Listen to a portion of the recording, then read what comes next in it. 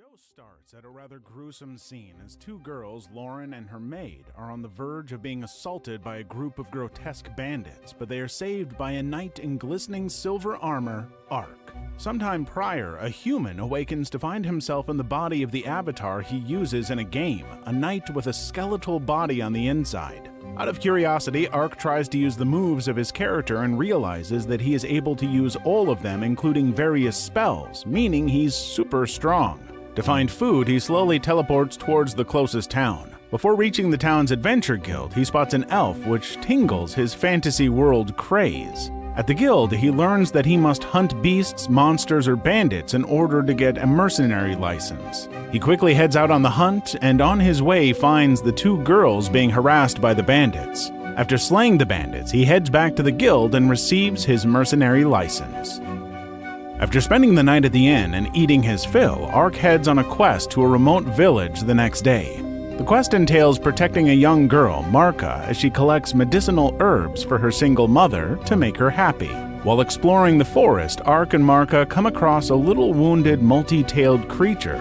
Ark heals its wounds, and the little one takes a liking to him. Ark takes it along and names her Ponta. Soon, Marka finds the herb she's looking for, but as she's approaching it, Ark spots a monster, Giant Basilisk. He takes on the multi-limbed beast equipped with poison gas and slays it with a single move, Judgment. Before taking Marka back, he notices a ring around the beast's leg. At the village, Marka is reunited with her worrying mother, and she gifts Ark some herbs as thanks. He heads back to the guild with Ponta to find more quests.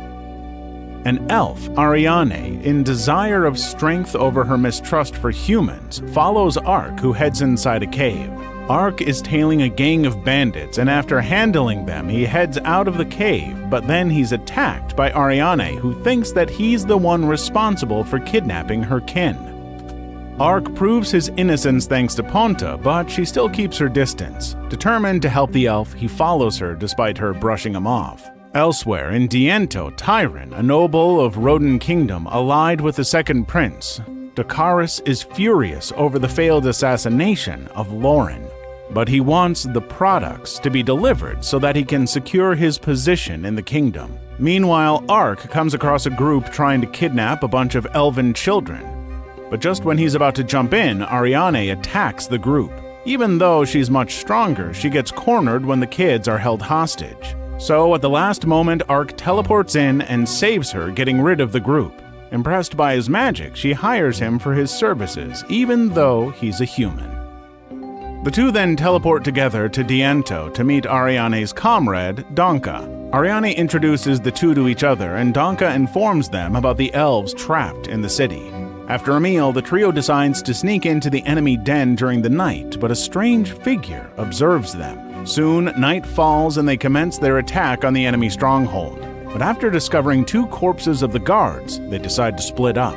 Ark stumbles upon more corpses, but he's suddenly attacked by a figure that turns out to be a furry-eared ninja. Ponta's presence allows the ninja to trust Ark, who is exuberant at her existence. She hands him some important information and leaves. Soon the trio reunite and make their way to the basement, saving every imprisoned elf.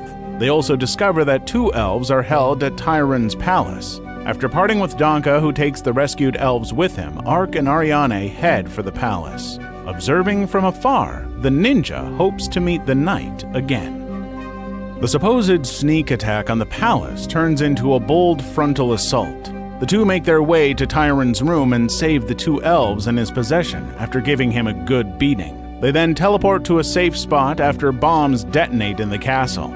Ariane asks Ark if he would accompany her to the elven lands. Seeing how the elf welcomed him, Ark reveals his skeletal appearance to her. He uses the story his game avatar has, that a curse is responsible for his appearance and he's looking for a cure.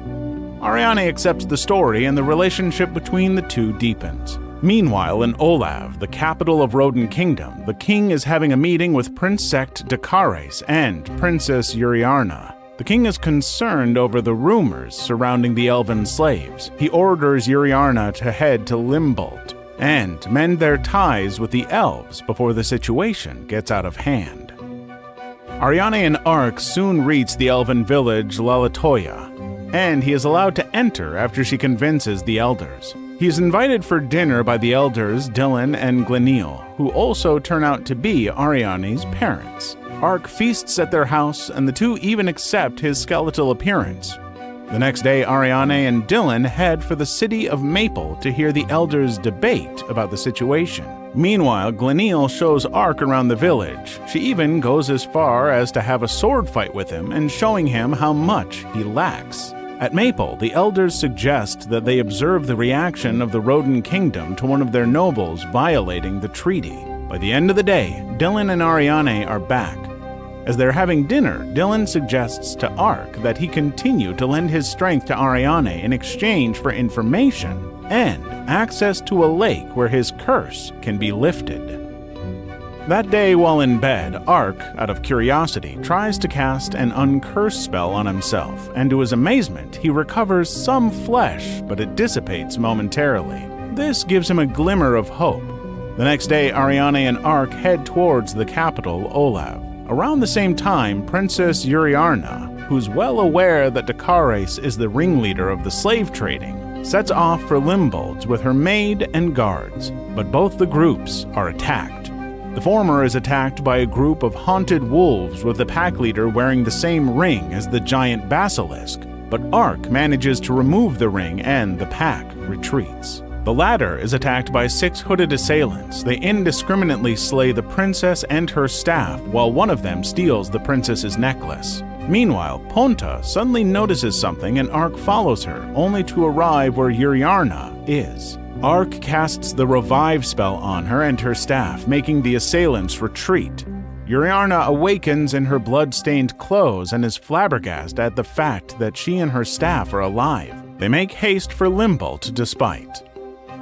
Ark and Ariane soon reach Olav, where they meet the furry-eared ninja, the one from Diento. The three meet at an inn, and the girl introduces herself as Chiome, one of the 6 ninjas of the Jinshin clan. She asks for Ark's support to help her rescue her kin from the slave markets in the city in exchange for useful information. At first, Ark refuses because he's already hired by the elves. But Ariane, who thinks that Chiome is the same as her, tells Ark that it's fine, and the three decide to attack the Etzat market. At the castle, Dakares is furious that the haunted wolves were freed. His assistant, Centrion, advises him to head to his safe house in case the princess is alive, though Centrion holds Uriarna's necklace as Dakares leaves. Elsewhere, in the darkness of night, the trio of a knight, an elf, and a ninja reach the market. As planned, Ark, together with Chiome's companion Goemon, attack the rear gate and distract the enemy. Seeing the two succeed, Ariane and Chiome manage to sneak into the market. The two feisty girls, after reuniting with Ark, manage to rescue all the imprisoned beastmen, but stumble upon a heap of rotting corpses of beastmen who died in prison. Though devastated, Ark teleports the rescued slaves and the corpses outside, where they set ablaze the bodies of the dead. Chiome gives Ark and Ariane the information that sets them on their next journey to the Holy Revlon Empire. Meanwhile, Dakares is assassinated by Centrion, as he was in cahoots with Prince Sect, who was under the impression that Uriarna is dead, and his path to the throne is secured. Elsewhere, the imperial capital of the empire, Emperor Domitianus is both displeased and pleased at the demise of Dakares and Uriarna. He speculates that Sect is the one responsible and asks for Fumba's progress in bringing ruin to Olav, and it is apparently progressing swiftly. We cut to a desert where a worm-like monster with a ring attached to it is attacking monsters as a man observes from afar. On their journey to the Empire, Ark and Ariane reach a desert, but their advance is halted by a flock of wyvern. Ark casts a large-scale lightning magic to disperse the wyvern, but a figure still observes them. By dusk, the group reaches a town and discuss how they need to be careful since elf slavery is allowed in the Empire. They are then approached by the person who was spying on them, an elven monster researcher, Karsi, who gets along with the people of the town too well, surprising Ariane. He asks for their help in capturing a worm-like monster for his biological study in exchange for the map of the Empire and his book on monsters. The two accept the terms and after a noisy night head to the desert at dawn. Ariane frets over the fact that Karsi's human friend is also tagging along. Just as they are heading to the location, the human is attacked by the worm and she rushes to help him. But Ark intervenes and saves the two, smacking the 30-meter behemoth on the ground. Ark and Ariane then continue their journey after bidding farewell to Karsi and discuss the possibility of coexisting between humans and elves. Elsewhere, Fumba is feeding humans to a beast he has kept in a pit. The duo soon arrives at a border town in the Revlon Empire, where they split up to find information. And after Ariane gets intel about a mysterious fortress on the outskirts of the town, the two immediately teleport there. Once inside the forest, Ariane locates a hidden stairway, and as they head down, the smell of beasts is obvious. They are intercepted by Fumba himself when they reach the underground cavern. Fumba orders Ariane to attack Ark, which she does, confusing Ark as to why she's listening to Fumba. When a barrage of uncurse is ineffective, he figures out that an imp hidden in her hood is responsible for hypnotizing her. Ponta takes care of it, but Ariane loses consciousness. Ark notices several rings around Fumba's waist and realizes that he's the one responsible for controlling all those beasts. He starts slaying all of Fumba's beasts with the help of Chiome, who just happened to arrive. Cornered, Fumba calls for his most ferocious beast, a Hydra. Ark immediately teleports his gang outside and they are flabbergasted as they lay their eyes upon the five-headed legendary beast. The dragon notices them and fires a humongous water attack, but they manage to evade it unbeknownst to Fumba. Ariane wakes up and shows her resolve to exact revenge. Ark lets the girl handle Fumba and heads for the Hydra, who is on its way towards the town. Ark hammers the beast with multiple spells and even uses judgment on it, but the beast recovers thanks to its regenerative ability. Ark then summons the fire beast of hell Ifrit to fight Hydra, and it manages to burn the dragon to a crisp. Meanwhile, the girls manage to ruin Fumba's ability to control more beasts, and Ariane sets him ablaze. They regroup and receive a message from Danka, who informs them that the Rodern Kingdom has taken responsibility for the elven enslavement and will deal with those responsible. This was all thanks to Princess Yuriarna meeting with the Elf Elder. With things settled, Ariane, Chiome, and Ark head back to Lalatoya, and Ariane promises to take him to the hot springs to dispel his curse.